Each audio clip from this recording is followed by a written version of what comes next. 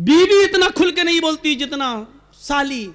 जीजू कैसी लगी मेरी बहन। ये सारी सालियां ही मजाक करती हैं सबसे ज्यादा जीजा से।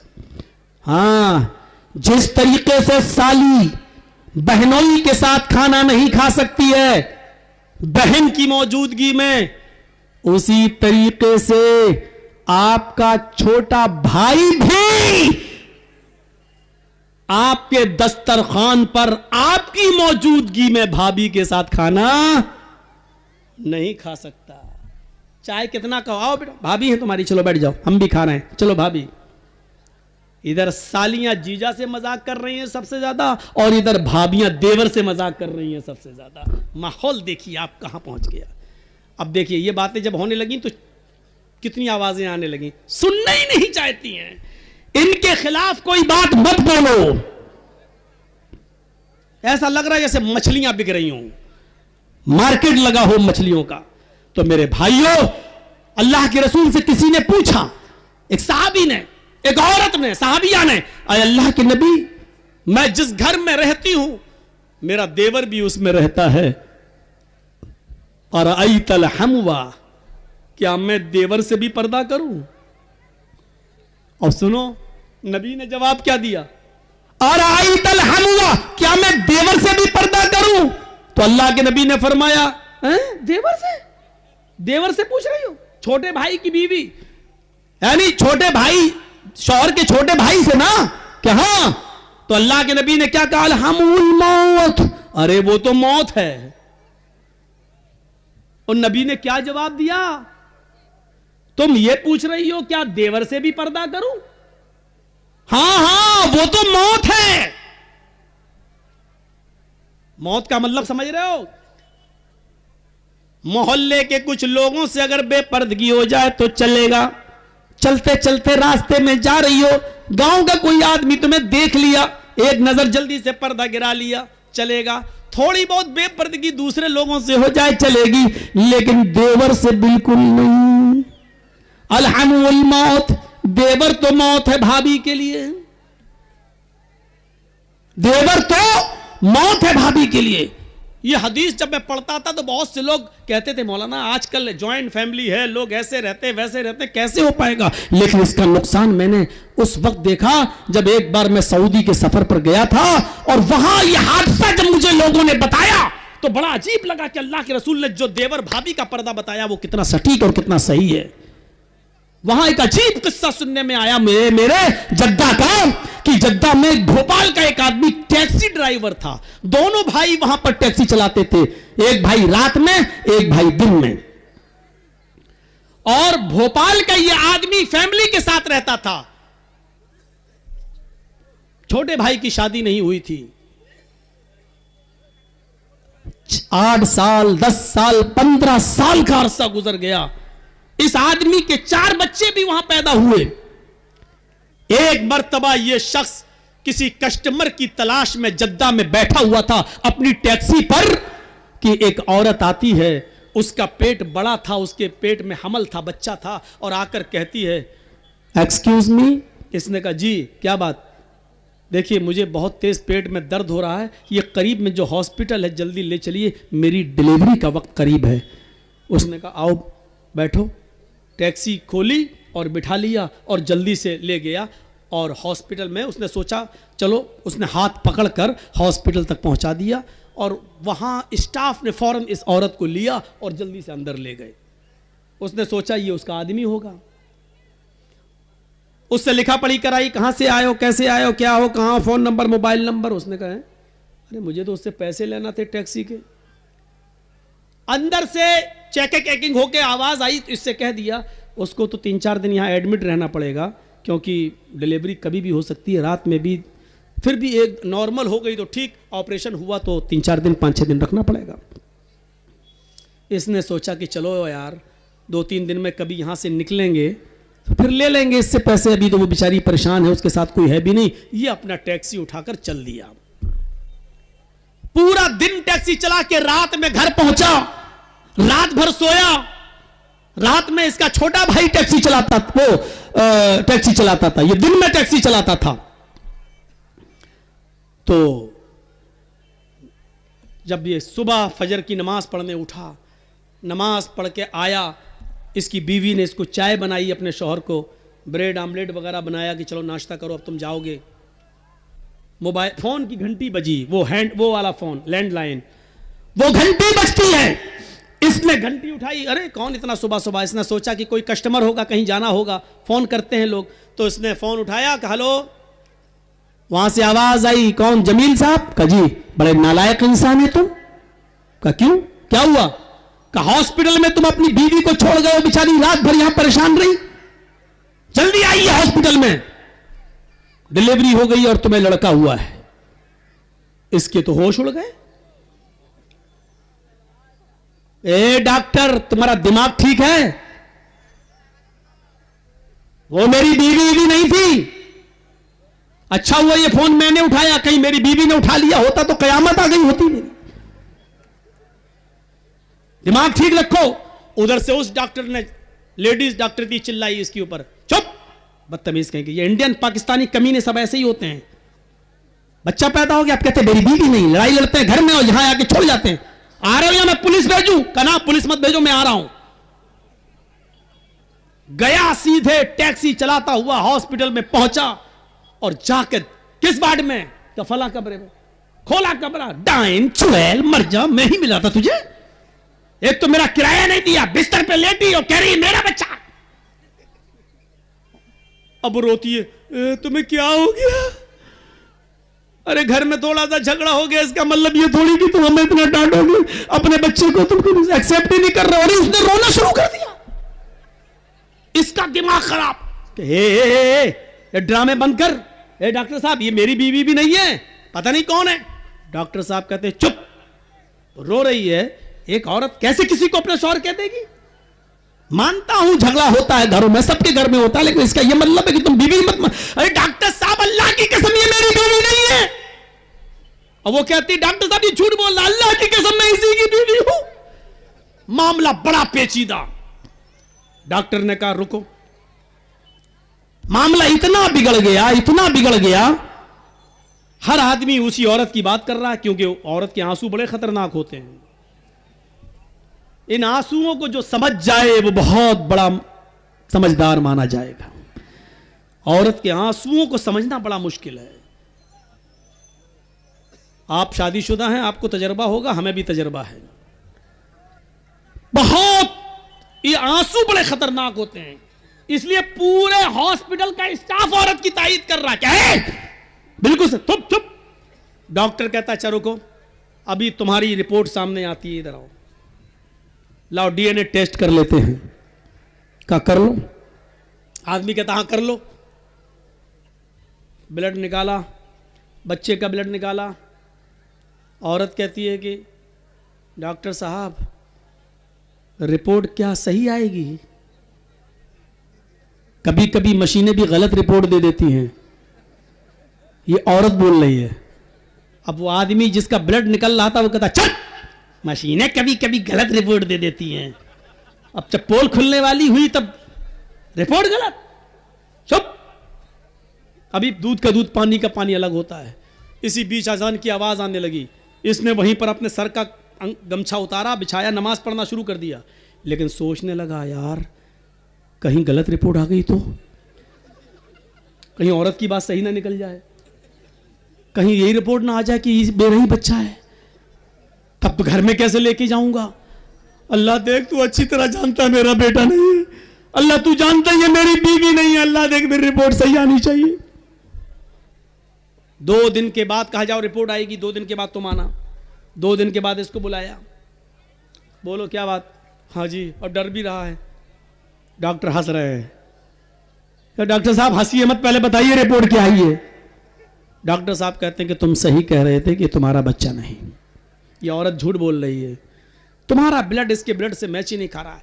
औरत कहती देखिए डॉक्टर साहब मैंने पहले ही कहा था कि रिपोर्ट गलत आएगी, अल्लाह की कसम यही मेरा पति है।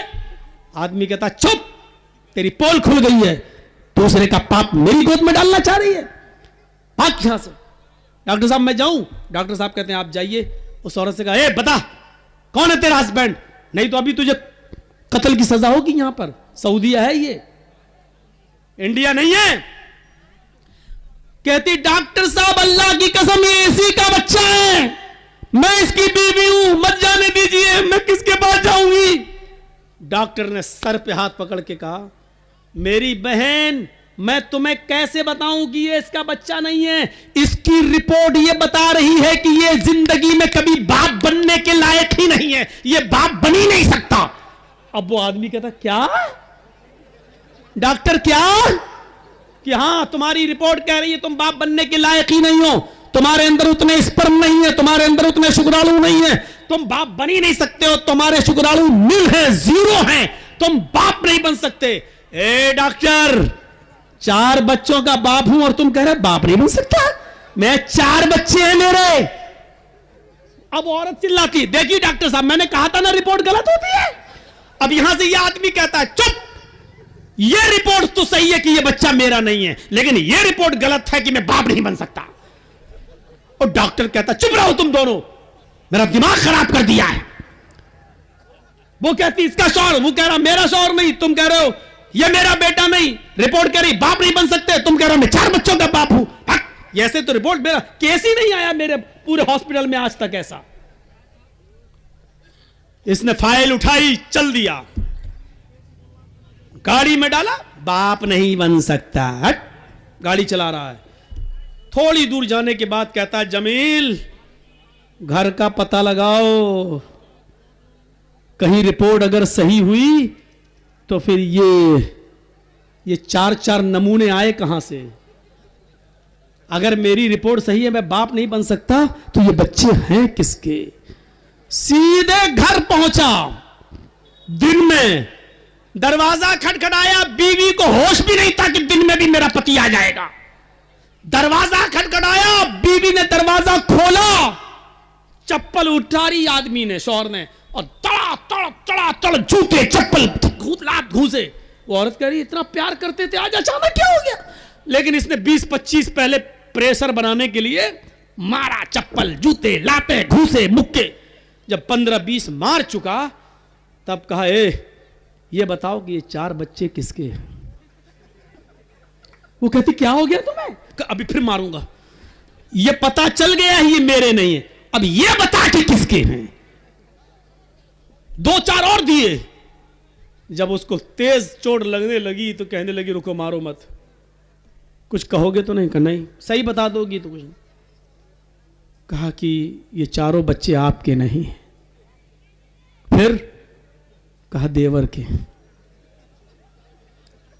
ये कैसे हुआ, कहा आप दिन में टैक्सी चलाते हैं ना, वो रात में चलाता है। मतलब आप दिन भर गायब रहते हैं, रात में सोते हैं, वो रात भर गायब रहता है, दिन में सोता है। घर तो एक ही है, जॉइंट फैमिली तो एक ही है। आपसे तो कुछ बच्चे हो नहीं रहे थे, मुझे घर में किलकारियां सुनने का शौक था बच्चा, और जब उससे दिल लग गया तो सारे बच्चे उसी के। उसने कहा यहां तो मैं तुम्हारा इंतकाम नहीं लूंगा, यहां अगर FIR करते हैं तो अभी तुम दोनों को कत्ल की सजा हो जाएगी। पासपोर्ट जल्दी से रिटर्न टिकट लिया और अपने भाई को और बीवी को लेकर भोपाल आया, और भोपाल आने के बाद मीटिंग बिठाई और सब लोगों से कहा कि जब ये बच्चे मेरे हैं ही नहीं तो मैं इनको क्यों पालता हूं, क्यों रखता हूं, और इन दोनों का जब चक्कर चल ही रहा है तो इंसानियत का तकाजा यह है कि मैं अपनी औरत को तलाक देता हूं और इद्दत गुजार कर ये इसके साथ शादी कर ले, जब बच्चे इसी के हैं तो फिर ये इसके साथ रहे। और उसने अपनी बीवी को तलाक दे दी। ये वाकया जब सऊदीया की सरजमीन पर मैंने सुना, पैरों के नीचे से जमीन सरक गई। उसी दिन मेरी तकरीर हुई जद्दा में, सऊदी के अंदर जद्दा में, और इसी टॉपिक पर मैं बोला अल्हम्दुल मौत। अल्लाह के नबी ने कहा तो देवर भाभी के लिए मौत है। कितना सही जुमला बोला था अल्लाह के रसूल ने। क्या अल्लाह के रसूल क्या मैं देवर से भी पर्दा करूं? फरमाया देवर तो मौत है भाभी के लिए, देवर तो मौत है भाभी के लिए। तो इसलिए मेरी बहनों, मैं तुम्हें गलत नहीं कह रहा हूं, लेकिन देवर से पर्दा है, साली को जीजा से पर्दा है, भाभी को देवर से पर्दा है, और इसमें कमी नहीं होनी चाहिए। शराफत का तकाजा यह है कि पर्दे पर अमल करिए। इस्लाम ने तुम्हें बहुत इज्जत दी है, अल्लाह की कसम। अगर तुम बीवी हो तो शौहर को हुक्म दिया जो खुद खाओ वो अपनी बीवी को खिलाओ। कितनी इज्जत है। जो खुद पहनो वो अपनी बीवी को पहनाओ। खबरदार अपनी बीवी के गाल पर कभी थप्पड़ मत मारो। तुमने अल्लाह का कलमा पढ़कर उनको अपने ऊपर हलाल करार लिया किया है, इसलिए फ़इन्नकुम अख़ज़्तुमूहुन्न बिकलिमतिल्लाह, अल्लाह के कलमे के जरिए उनकी शर्मगाहें तुम्हारे ऊपर हलाल हुई हैं, इसलिए तुम अपनी बीवियों के साथ अच्छा सलूक करो। कितना बड़ा अल्लाह के रसूल सल्लल्लाहु अलैहि वसल्लम ने एक औरत को कितना बड़ा मकाम दिया है। अगर औरत बीवी है तो शौहर जो खाएगा वो खिलाएगा, जो पहनेगा वो पहनाएगा। अगर तुम किसी बेटे की मां हो तो अल्लाह के रसूल ने फरमाया, पूछा अल्लाह के नबी मेरी मां जिंदा है, मेरे लिए कोई काम बताओ कि मैं जन्नत में दाखिल हो जाऊं। फरमाया उम्मुका जन्नत, क्या तू जन्नत तलाश करना चाहता है? जन्नत तो तेरी मां है, अपनी मां की खिदमत करो, जन्नत हासिल कर ले। अल्लाह के रसूल ने उस साहबी से कह दिया जन्नत, एक साहबी अल्लाह के रसूल में जिहाद में जाना चाहता हूं, जंग हो रही है, मैं चाहता हूं मैं शहीद हो जाऊं और जन्नत पा जाऊं। अल्लाह के नबी ने कहा क्या तुम्हारे बाप जिंदा हैं? कहा नहीं। क्या तुम्हारी मां जिंदा है? कहा हां। फरमाया तुम जिहाद में नहीं जा सकते, अगर तुम जिहाद में गए और शहीद हो गए तो तुम्हारी मां की देखरेख कौन करेगा? तुम अपनी मां की खिदमत करो, तुम्हें जिहाद का सवाब मिलेगा। मेरे प्यारे साथियों, अगर एक औरत मां है तो अल्लाह के रसूल सल्लल्लाहु अलैहि वसल्लम ने उसी को जन्नत कह दिया। एक औरत बहन है या बेटी है तो बाप को हुक्म दे दिया कि अगर तुम्हारी 3 बेटियां हैं या 3 बहनें हैं तुम उनको पढ़ाओ, उनको लिखाओ, उनको अच्छा अदब सिखाओ, उनकी अच्छी तरबियत करो, और जब वो बड़ी हो जाएं तो उनको दीनदार घर में उनकी शादी कर दो, उनका निकाह कर दो। तुम जन्नत में मेरे पड़ोसी बनकर मेरे साथ ऐसे रहोगे जैसे ये दोनों उंगलियां आपस में मिली हुई है। ये अल्लाह के नबी सल्लल्लाहु अलैहि वसल्लम ने फरमाया। तो बेटी और बहन को पढ़ा लिखाने वाला और उनकी शादी कराने वाला मोहम्मद रसूलुल्लाह का पड़ोसी बनकर रहेगा। सोचो मेरे प्यारे साथियों, कितना बड़ा मकाम दिया है एक औरत को। इस्लाम के अलावा दुनिया की कोई ताकत, दुनिया का कोई धर्म, दुनिया का कोई मजहब औरत को इतनी आजादी नहीं देता है और इतना बड़ा मकाम नहीं देता है। मेरी बीवी मेरे जमीन में से भी हिस्सा पाएगी। जरजीत साहब जब मरेंगे तो मेरी जमीन में से भी हिस्सा पाएगी। जिस घर से आई है वो अपने बाप की जमीन में से भी हिस्सा पाएगी। और उसके भाई हैं, भाई की विरासत में से भी बहन का हक है, बेटे की विरासत में से भी मां का हक है। यानी एक औरत को चारों तरफ से अल्लाह के रसूल ने इतना पावर दे दिया है। अगर कोई बेटा है उसके पास विरासत है तो बेटे की विरासत में से भी मां को हिस्सा मिलेगा, शौहर की विरासत में से भी बीवी को हिस्सा मिलेगा, बाप की विरासत में से बेटी को हिस्सा मिलेगा। जरा तसव्वुर कीजिए कि कितना औरत को कितना बड़ा मकाम दिया गया, कितना बड़ा मर्तबा दिया गया। इस्लाम के अलावा दुनिया में कौन सा मजहब है जो जमीन और जायदाद और विरासत का मालिक बनाता है औरत को? नहीं। इसलिए मेरी बहनों, मेरी माओ, मेरी कौम की बेटियों, इस्लाम की इज्जत करो, इस्लाम को समझो, इस्लाम के उसूलों पर चलो, पर्दा करो। तुम्हें अपने बच्चों को तरबियत देना है, तुम्हें अपने बच्चों को आलिम बनाना है, अपने बच्चों को अच्छी तरबियत देना है। याद रखना नेपोलियन ने कहा था mother's lap is first college for children, मां की गोद बच्चे का पहला मदरसा है। अगर बच्चा अपनी मां की गोद से अच्छी तालीम, अच्छी तरबियत हासिल न कर सका तो कोई यूनिवर्सिटी उसको अच्छी तरबियत नहीं दे सकती है। आप देख लीजिए, आपके मालदा में कॉलेज होंगे, हरिश्चंद्रपुर में भी कोई ना कोई बड़ा स्कूल होगा, मालदा में तो मेडिकल कॉलेज भी होगा, कलकत्ता में कॉलेज। कितने लोग इन यूनिवर्सिटियों से और कॉलेजों से पढ़ के निकलते हैं, बीए करके, एमए करके, बीकॉम करके, एमकॉम करके, बीएससी करके, एमएससी करके, पीएचडी करके, एमबीबीएस करके, एमडी करके, एमएस करके। लेकिन इतने पढ़ने लिखने के बावजूद भी आपने देखा होगा कि आप चले जाइए सड़क के किनारे पैंट की चैन खोलकर खड़े होकर पेशाब कर रहा होगा। एक कुत्ता भी जब पेशाब करता है तो एक टांग उठा लेता है ताकि छींटे ना आए। ये कॉलेज से पढ़कर आने वाला, स्कूल और यूनिवर्सिटी से पढ़कर आने वाला दोनों पैर जमीन पर रखकर पेशाब करता है और धार के छींटे इसके कपड़ों पे आते हैं। ये कुत्ते से ज्यादा बदतमीज है। कुत्ते में भी इतनी तमीज है, कम से कम वो एक पैर उठा लेता है ताकि छींटे ना आए। कुत्ते में अकल है, कुत्ते में तमीज है, ये उससे भी ज्यादा बदतमीज है जो खड़े होकर दोनों पैर जमीन पर रखकर पेशाब करता है। यूनिवर्सिटियों ने इसको इंसान नहीं बनाया। अगर ये बच्चा मां की गोद से अच्छी तरबियत हासिल न कर सका, मां ने अगर इसको अच्छी तरबियत नहीं दी, तो यूनिवर्सिटी से उम्मीद मत रखो। तुम्हें अपने बच्चों को अच्छी तरबियत देना है, तुम्हें अपने बच्चों को अच्छा बनाना है। मुझे उम्मीद है कि मेरी बहनों, मेरी कौम की बेटियों, मेरी कुछ बातें तुम्हें बुरी लगी होंगी, उस पर माफ करोगी, लेकिन उस पर इबरत हासिल करोगी, संजीदगी के साथ गौर करोगी। अल्लाह ताला तुम्हें अच्छा बनाए, नेक बनाए, पर्दे की तौफीक अता फरमाए। मेरा अभी एक और जगह प्रोग्राम है, 2 घंटे का भी सफर है। मुझे अभी कटियार की सरजमीन पर निकलना है, गाड़ी आ चुकी है। वहां लोग एकदम मर्डर करने के लिए तैयार हैं। जिसने जलसे का डेट रख दिया है उसको मारने के लिए तैयार हैं कि अगर मौलाना जर्जीस नहीं आए तो हम कत्ल कर देंगे तेरा। बांध के रख लिया है उसको। इसलिए मुझे जाना है मेरे भाइयों, चेहरा दिखाना है। गलती अब हो गई किसी से, लेकिन हम चाहते हैं कि उधर भी जाके कुछ इज्जत रख लें और जलसे को बचा लें। मेरे भाइयों 12:50 हो भी गए हैं। हमें तो 10 बजे टाइम देने के लिए कहा था, लेकिन आपने 11 बजे टाइम दिया। हमने पौने 2 घंटा आपसे खिताब किया। हम अल्लाह से दुआ करते हैं कि बार अल्लाह हम जमी मुसलमानों पर रहम फरमा, हमें एक कर दे, हमें इबरत हासिल करने की तौफीक अता फरमा, इस्लाम हमारे अंदर पूरा का पूरा दाखिल फरमा दे। और जब तक जिंदा रहे इस्लाम पर रखना, और जब हमारा खात्मा होती ईमान पर हमारा खात्मा फरमाना। एक गुजारिश आपसे करता हूं, अल्लाह के नबी ने फरमाया, इन्ना अशद्दन्नास अज़ाबन यौमल क़ियामह अल मुसव्विरून। क़यामत के दिन सबसे सख्त अजाब, सबसे ज्यादा सख्त अजाब उसको होगा जो दुनिया में तस्वीरें लेगा, फोटो खींचेगा। क़यामत के दिन उसको सबसे ज्यादा सख्त अजाब होगा। अपने आप को अजाब में मत डालिए, कैमरों से फोटो मत लीजिए, सेल्फी मत लीजिए। क़यामत के दिन सबसे ज्यादा सख्त अजाब उसको होगा जो तस्वीरें लेगा, फोटो खींचेगा। मैं बरी हो रहा हूं, मुझे जल्दी निकलना है, इसलिए इस अजाब से बचिए। इतना जलसा सुनने के बाद फिर आप फोटो